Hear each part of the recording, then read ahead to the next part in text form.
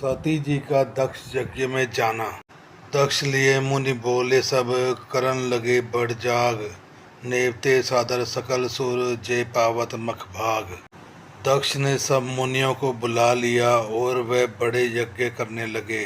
जो देवता यज्ञ का भाग पाते हैं, दक्ष ने उन सबको आदर सहित निमंत्रित किया। किन्नर नाग सिद्ध गंधर्वा बंधु समेत चले सुर सर्वा। विष्णु विरंच महेश बिहाई चले सकल सुर जान गबनाई। दक्ष का निमंत्रण पाकर किन्नर नाग सिद्ध गंधर्व और सब देवता अपने अपनी स्त्रियों सहित चले। विष्णु ब्रह्मा और महादेव जी को छोड़कर सभी देवता अपना अपना विमान सजाकर चले।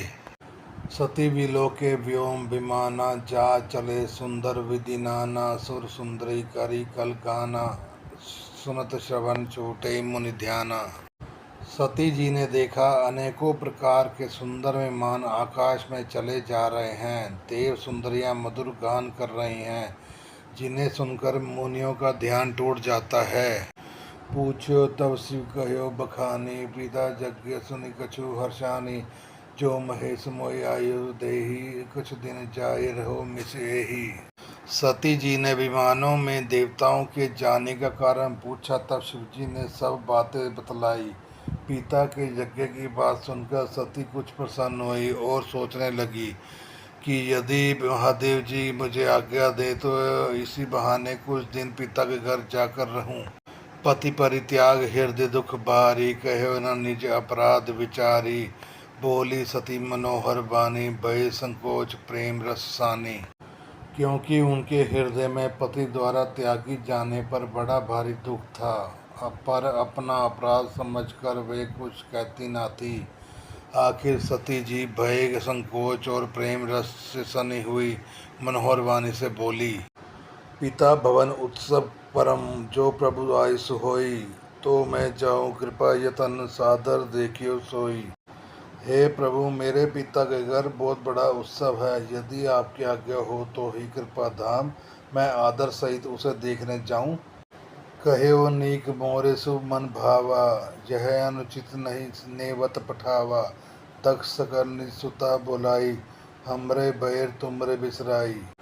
शिवजी ने कहा, तुमने बात तो अच्छी कही, यह मेरे मन को भी बहुत पसंद आई, पर उन्होंने न्योता नहीं भेजा, यह अनुचित है। दक्ष ने अपनी सब लड़कियों को बुलाया है, किंतु हमारे बैर के कारण उन्होंने तुमको नहीं बुला दिया। ब्रह्म सभा हम सन दुख माना तही ते अजू करे अपमाना। जो बिन बोले जाहु बवाने रहे न सीलु स्नेह न कानी। एक बार ब्रह्मा की सभा में हमसे अप्रसन्न हो गए थे, उसी से वे अब तक भी हमारा अपमान करते हैं।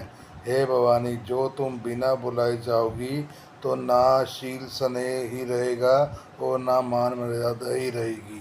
यद्यपि मित्र प्रभु पिता गुरु गेहा जाई बिनु बोले ना संदेहा। तत्पि विरोध मान जह कोई तहाँ गए कल्याण न होई। यद्यपि इसमें संदेह नहीं कि मित्र स्वामी पिता और गुरु के घर बिना बुलाए ही जाना चाहिए, तो भी जहाँ कोई विरोध मानता हो उसके घर जाने से कल्याण नहीं होता। भांति अनेक शंभु समझावा भावी बसना ज्ञान और आवा। कहत प्रभु जाऊ जो बरनी बुलाई नहीं भली बात हमरे भाई। शिवजी ने बहुत प्रकार से समझाया, पर होनहार वश सती जी के हृदय में बोध नहीं हुआ। फिर शिवजी ने कहा कि यदि बिना बुलाए जाओगी तो हमारी समझ में अच्छी बात नहीं होगी। कहीं देखा हर जतनु बहु रहे न दक्ष कुमारी। दिए मुखगन संग तब विदा कीन त्रिपुरारी। शिवजी ने बहुत प्रकार से कहकर देख लिया, किंतु जब सती किसी प्रकार से नहीं रुकी तब त्रिपुरारी महादेव जी ने अपने मुख्य गणों के साथ देखकर उनको विदा कर दिया।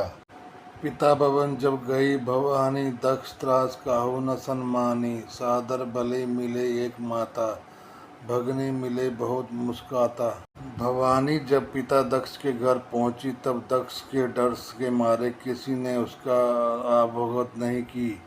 केवल एक माता भले ही आदर से मिली, बहनें बहुत मुस्कुराती हुई मिली।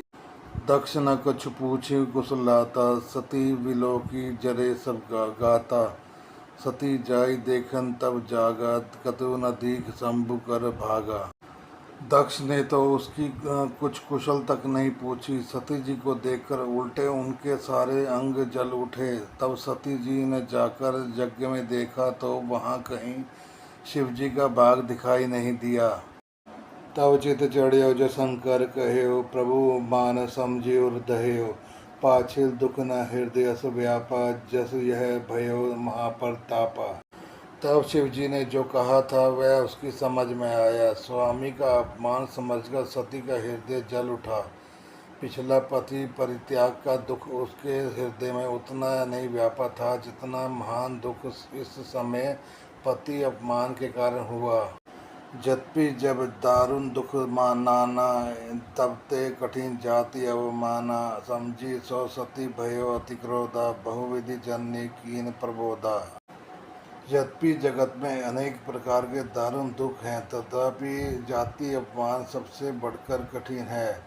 यह समझकर सती जी ने बड़ा क्रोध हो आया। माता ने उन्हें बहुत प्रकार से समझाया बुझाया।